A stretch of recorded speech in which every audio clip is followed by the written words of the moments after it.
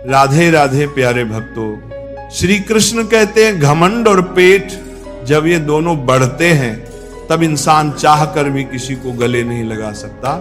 जब तक बेटा खुद बाप नहीं बन जाता उसे अपने पिता का हर निर्णय गलत लगता है। भरी हुई जेब आपको गलत रास्ते पर जरूर लेकर जा सकती है, लेकिन खाली जेब आपको जिंदगी का असली मतलब समझाती है। जो लोग सबकी परवाह करते हैं अक्सर उनकी परवाह करने वाला कोई नहीं होता। अगर कोई पूछे इस दुनिया में आपका अपना कौन है तो कह देना समय, क्योंकि अगर समय सही है तो सब अपने, वरना कोई नहीं। जिंदगी की लड़ाई अकेले ही लड़नी पड़ती है, क्योंकि लोग तसल्ली तो दे देते हैं पर साथ कोई नहीं देता। लोगों की फिक्र मत कीजिए, क्योंकि अगर आप नाकामयाब हैं तो लोग आपका मजाक बनाएंगे, और अगर आप कामयाब हैं तो वही लोग आपसे जलेंगे। शिक्षा कहीं से भी प्राप्त कर सकते हैं, लेकिन संस्कार हमेशा घर से ही मिलता है। पैसा एक ही भाषा बोलता है। अगर तुमने आज मुझे बचा लिया तो कल मैं तुम्हें बचा लूंगा। पैसा फिर कहता है भले मैं ऊपर साथ नहीं जाऊंगा, पर जब मैं नीचे हूं तुझे ऊपर लेकर जाऊंगा। माता पिता का हाथ पकड़ कर रखिए, लोगों के पांव पकड़ने की जरूरत ही नहीं पड़ेगी। दिलों में वही बसते हैं जिनके मन साफ हो, क्योंकि सुई में वही धागा प्रवेश कर सकता है जिस धागे में कोई गांठ ना हो। बात किसी की अच्छाई की हो तो सब खामोश रहते हैं, लेकिन चर्चा अगर किसी की बुराई की हो तो गूंगे भी बोल उठते हैं। अगर कोई शख्स जिस पर आप सबसे ज्यादा भरोसा करते हो वह आपको धोखा दे दे या आपकी मदद के समय पलट जाए, तो ये मत सोचिएगा कि वह इंसान बदल गया। हकीकत तो यह है कि उसका नकाब उतर गया। जब बुरा वक्त आता है तो ऐसे लोगों के नकाब उतरते हैं। तो ये बुरा वक्त बुरा नहीं है, ये अच्छा वक्त है। जिसने आपको आने वाले कल के लिए सचेत कर दिया, उसने आपको बता दिया कि आप गलत आदमी पर भरोसा करके बैठे हुए हैं। दिल के सच्चे लोग भले ही जीवन में अकेले रह जाते हैं, लेकिन ऐसे लोगों का साथ भगवान जरूर देते हैं। मत चाहो किसी को इतना कि बाद में रोना पड़े, क्योंकि ये दुनिया दिल से नहीं जरूरत से प्यार करती है। बात कड़वी है पर सच है। पुत्र की परख विवाह के बाद, पुत्री की परख जवानी में, पति की परख पत्नी की बीमारी में, पत्नी की परख पति की गरीबी में, मित्र की परख मुसीबत में, भाई की परख लड़ाई में, बहन की परख जायदाद में, और औलाद की परख बुढ़ापे में होती है। तू मुझे संभालता है, ये तेरा उपकार है मेरे दाता, वरना तेरी मेहरबानी के लायक मेरी हस्ती कहाँ। मैं रोज गलती करता हूँ, तू छुपाता है अपनी बरकत से।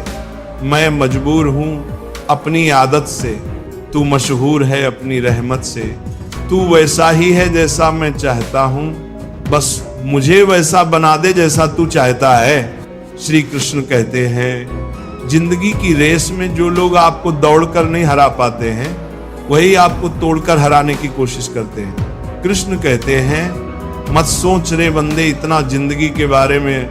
मैंने ये जिंदगी दी है तो कुछ सोचा होगा तेरे बारे में। जरूरी नहीं कि हर समय जुबान पर भगवान का नाम आए, वह लम्हा भी भक्ति का ही होता है। जब इंसान इंसान के काम आए, दिया माटी का हो या फिर सोने का, ये महत्व की बात नहीं है, परंतु अंधेरे में प्रकाश कितना देता है ये महत्वपूर्ण बात है।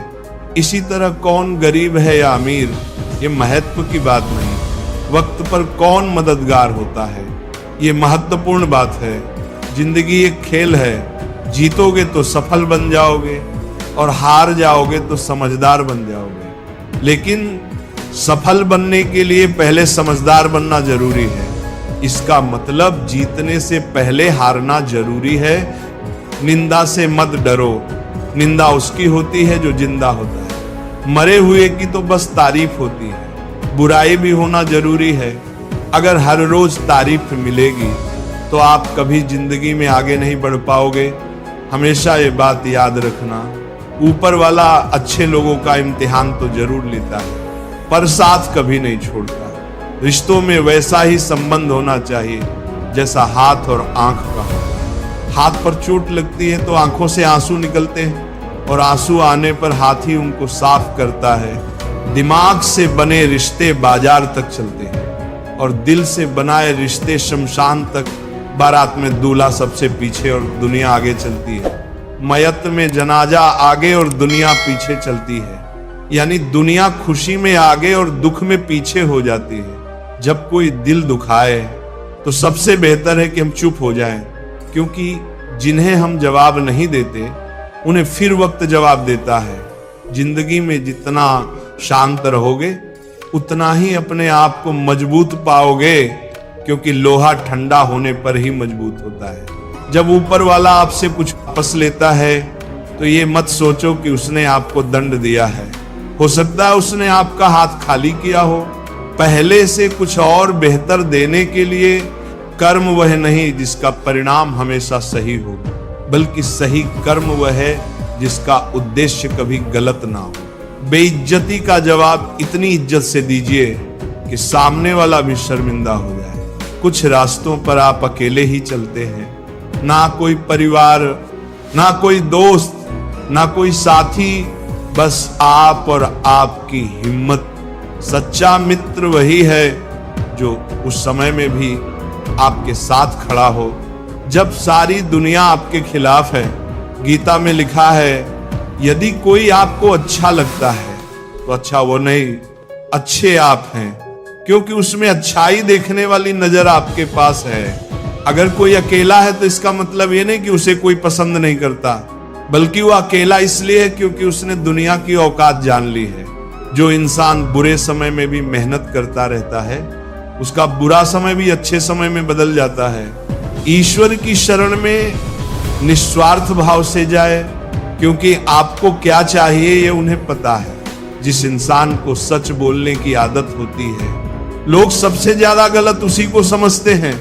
भरोसा यदि श्री कृष्ण पर हो तो वो सिर्फ कृपा ही नहीं करते, सारथी भी बन जाते हैं। मीठा झूठ बोलने से अच्छा है कड़वा सच बोला जाए। इससे आपको सच्चे शत्रु जरूर मिलेंगे, लेकिन झूठे मित्र नहीं। बुरे कर्म करने नहीं पड़ते, हो जाते हैं, और अच्छे कर्म होते नहीं, करनी पड़ते हैं। लोग नजरअंदाज तभी करते हैं जब उन्हें कोई बेहतर मिल जाता है, या फिर स्वयं किसी बेहतर व्यक्ति की तलाश में होते हैं। इतना मत बोलिए कि लोग आपके चुप होने का इंतजार करें, बल्कि इतना बोलकर चुप हो जाइए कि लोग आपको दोबारा सुनने का इंतजार करें। खूबियां देखकर तो कितने ही प्यार जताएंगे। जिंदगी में जगह उसे दो जो कमियां देखकर भी साथ ना छोड़े। आजकल जरूरत से ज्यादा अच्छा होना भी जरूरत से ज्यादा जलील करवा देता है। कभी उसको नजरअंदाज ना करो जो तुम्हारी बहुत परवाह करता हो, वरना किसी दिन आपको एहसास होगा कि पत्थर जमा करते हुए आपने एक हीरा गवा दिया। जिंदगी का रास्ता बना बनाया नहीं मिलता, स्वयं को बनाना पड़ता है, और जिसने जैसा रास्ता बनाया है उसे वैसी ही मंजिल मिलती है। कभी कभी हम किसी चीज के लिए इतना परेशान हो जाते हैं कि हम ये भूल जाते हैं कि हमारे पास पहले से कितना कुछ है। जो मिला है उसकी कदर करना सीखो, और जो नहीं मिला उसके पीछे भागना छोड़ो। अगर तुम्हें लगता है कि जीवन ने तुम्हारे साथ अन्याय किया है तो थोड़ा धैर्य रखो। कुछ समय बाद जब तुम पीछे मुड़कर देखोगे तो तुम्हें समझ आएगा कि हर चीज अपने सही वक्त पर सही तरीके से हुई थी। कई बार जीवन तुम्हें किसी बड़े नुकसान से बचाने के लिए वो चीज नहीं देता जिसकी तुमने इच्छा की थी। इसलिए अगर कुछ छूट गया है तो दुखी मत हो, बल्कि ये सोचो कि शायद ये तुम्हारे भले के लिए हुआ है। हम अक्सर ये सोचते हैं कि हमें जो चाहिए वही सबसे अच्छा है, लेकिन जीवन को हमसे ज्यादा पता होता है कि हमारे लिए क्या सही है। इसीलिए अगर कुछ नहीं मिला तो इसका मतलब है कि कुछ और बेहतर तुम्हारे लिए इंतजार कर रहा है। हर चीज जो जीवन में घटती है वह किसी ना किसी कारण से होती है। हम अक्सर उस कारण को उसी वक्त नहीं समझ पाते, लेकिन जब समय बीतता है तब हमें एहसास होता है कि जो हुआ वह हमारे भले के लिए था। अगर कोई चीज तुम्हारे पास आकर भी दूर चली गई तो इसका मतलब ये नहीं कि वह तुम्हारी नहीं थी। इसका यह भी मतलब हो सकता है कि वह तुम्हें किसी और रूप में, किसी और समय पर मिलने वाली है। जो तुम्हारे लिए लिखा गया है वो किसी भी हाल में तुम्हें मिलेगा, लेकिन तब जब तुम उसके लिए पूरी तरह तैयार हो जाओगे। जीवन पहले आपको योग्य बनाता है, फिर आपको वो चीज देता है जिसकी आपने इच्छा की थी। जो चीज अभी आपके पास नहीं है, हो सकता है वो आपको तब मिले जब आपको उसकी सबसे ज्यादा जरूरत। इसीलिए जीवन के फैसलों पर सवाल मत उठाओ, बस भरोसा रखो कि हर चीज सही वक्त पर आपके पास आएगी। कभी कभी आप जिस चीज को अपनी सबसे बड़ी असफलता समझते हो, वही आपकी सबसे बड़ी सीख बन जाती है। जीवन में कुछ भी व्यर्थ नहीं जाता, हर अनुभव आपको आगे बढ़ने के लिए तैयार करता है। बस खुद पर विश्वास रखिए।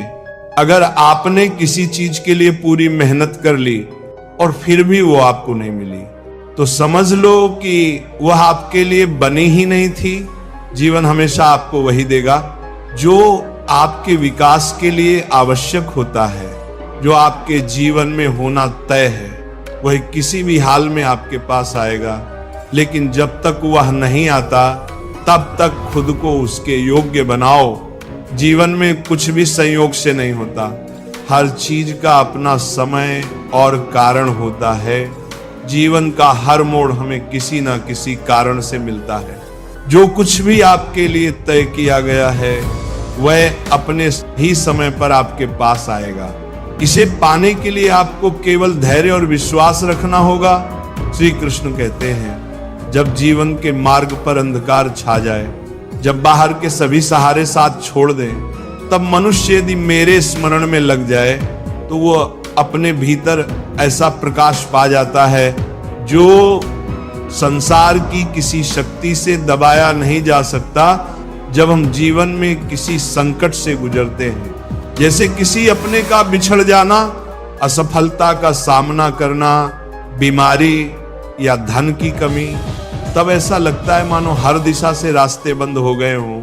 हम सोचते हैं कि अब क्या करें, किसका सहारा लें। ऐसे समय में अक्सर इंसान बाहरी सहायता ढूंढता है, किंतु उसे यह समझ नहीं आता कि असली शक्ति तो उसके भीतर है, और वह शक्ति जागती है भगवान के स्मरण से। जब मनुष्य भगवान का स्मरण करता है, चाहे वो श्री कृष्ण हो, राम हो, शिव हो या कोई भी स्वरूप, तो उसका मन एक गहरे शांत स्रोत से जुड़ जाता है। श्रीमद् भगवद गीता में श्री कृष्ण ने कहा है, जो मनुष्य निरंतर मेरा चिंतन करते हैं उनकी आवश्यकताओं की पूर्ति मैं स्वयं करता हूं। यह केवल शब्द नहीं है, यह जीवन का गूढ़ रहस्य है। संकट में जब हम भगवान को पुकारते हैं, वह सुनते हैं, लेकिन उससे पहले हमारा हृदय हल्का होता है, हमारी घबराहट कम होती है। जिस मानसिक तनाव में हम फंसे होते हैं वो छंटने लगता है। ये ठीक वैसा है जैसे कोई बच्चा अंधेरे में डर जाए और तुरंत अपनी माँ को पुकारे। माँ उसके डर को खत्म तो नहीं करती, लेकिन उसकी उपस्थिति ही बच्चे को सुकून देती है। वैसे ही भगवान का स्मरण एक भावनात्मक सुरक्षा बन जाता है, जिससे डर धीरे धीरे पिघलने लगता है। जब हम भगवान का नाम लेते हैं, तब हमारे भीतर की ऊर्जा, जिसे हम मानसिक शक्ति कहते हैं, जागने लगती है। हम डरने के बजाय साहसी हो जाते हैं। हम हार मानने के बजाय समाधान ढूंढने लगते हैं। हमारी सोच सकारात्मक हो जाती है, क्योंकि हम जानते हैं कि कोई तो है जो हमें देख रहा है। श्री कृष्ण स्वयं कहते हैं, संकट में मेरा नाम लेने वाला भक्त मेरा साक्षात सानिध्य अनुभव करता है। यह अनुभव बाहरी दुनिया को दिखाई नहीं देता, पर वह मनुष्य को भीतर से एक नया जीवन दे देता है। और यही है मानसिक शक्ति, वह शक्ति जो दुख में भी मुस्कान दे, जो भय में भी स्थिरता दे, और जो अंधेरे में भी उजाले का एहसास कराए। इसीलिए जब जीवन में संकट आए तो उसे टालने की कोशिश मत करो, उसे सहो, पर अकेले नहीं, श्री कृष्ण के स्मरण के साथ। उनके नाम का सहारा तुम्हें वह शक्ति देगा जो किसी किताब, किसी इंसान या किसी धन से नहीं मिलती।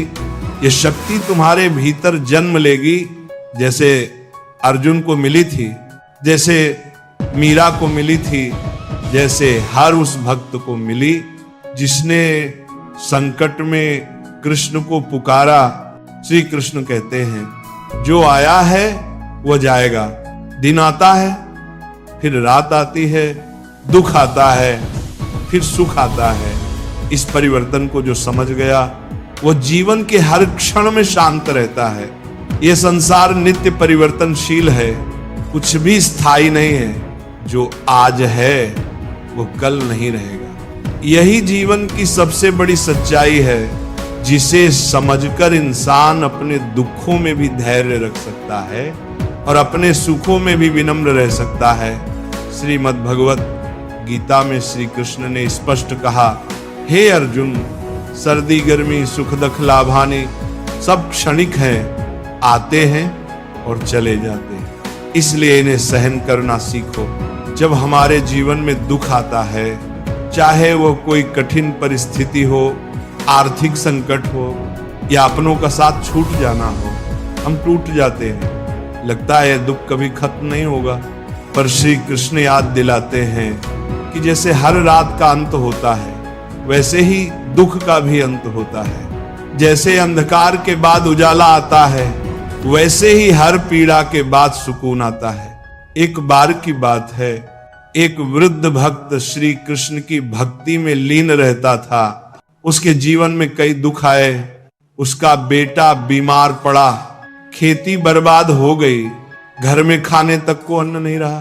गांव वाले कहते थे कि वह भगवान को व्यर्थ पुकारता है, कोई सुनता नहीं, पर वह मुस्कुराकर कहता, रात चाहे जितनी लंबी हो, सुबह जरूर होगी।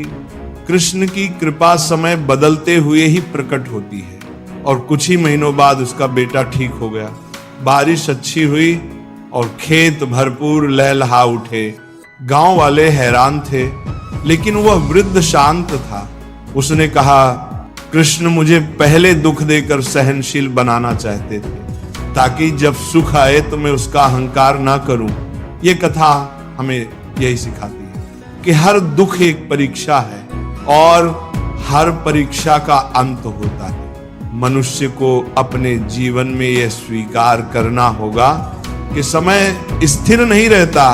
जैसे दिन के बाद रात आती है, फिर रात के बाद दिन, वैसे ही जीवन में हर स्थिति स्थायी नहीं होती।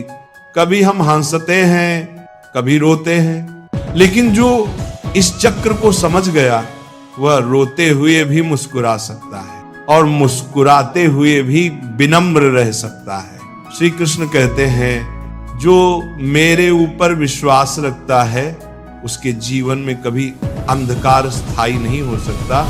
मैं उसके लिए वो समय चुनता हूं जब वह परिणाम को सहने की योग्यता पा चुका हो। मेरी योजना में देर हो सकती है, पर अंधेर कभी नहीं होता। जब हम जीवन में किसी लक्ष्य की ओर बढ़ते हैं, तब अक्सर हमें लगता है कि हमने सब कुछ कर लिया, मेहनत, प्रयास, प्रार्थना, फिर भी परिणाम नहीं मिल रहा। हम इंतजार करते हैं, लेकिन समय जैसे थम सा जाता है। लगने लगता है कि कहीं भगवान हमें भूल तो नहीं गए, क्या हमारी पुकार उनके कानों तक पहुंच भी रही है या नहीं। लेकिन वहीं पर श्री कृष्ण का यह गूढ़ संदेश हमारे जीवन को दिशा देता है। देर हो सकती है, पर अंधेर नहीं। जरा सोचिए, अगर बीज बोते ही फसल उग जाए तो क्या वह मजबूत होगी? नहीं, उसे धरती की गहराइयों में रहना होता है, अंधकार सहना होता है, पानी और धूप की प्रतीक्षा करनी होती है। और जब समय आता है तब वह अंकुरित होता है, पनपता है और फिर विशाल पेड़ बनता है। ईश्वर का कार्य भी कुछ ऐसा ही है। वे हमें तुरंत फल नहीं देते, क्योंकि वह फल हमारी आत्मा को मजबूत बनाने के बाद ही दिया जाना चाहिए। जीवन में कई बार हमारी इच्छाएं तुरंत पूरी नहीं होती। एक परीक्षा देने के बाद, एक अवसर के लिए तैयारी करने के बाद, कोई स्वप्न देखने के बाद जब देर होती है तो हम टूटने लगते हैं। पर जो नहीं जानते वो ये है कि देर ईश्वर का मौन निर्माण है। उस देरी में ही वह हमारी परिपक्वता को आकार देते हैं। जैसे मिट्टी के दीपक को पकने में समय लगता है, वैसे ही हमारे कर्मों का फल भी पककर ही हमारे जीवन में आता है। नया दिन है, चलो कोई नई बात करो। कल बेशक हारे थे, पर आज नई शुरुआत करो। ना शौक, ना शोहरत, ना किसी के प्यार के लिए तुम्हें जीतना है, सिर्फ अपने परिवार के लिए। षड्यंत्र से सफलता तो हासिल की जा सकती है, लेकिन श्रेष्ठता नहीं। गुस्से की अकड़ ज्यादा चल नहीं सकती। मौत की घड़ी कभी टल नहीं सकती। लूट कर दौलत भले ही जमा कर लो, पर पाप की कमाई कभी फल नहीं सकती।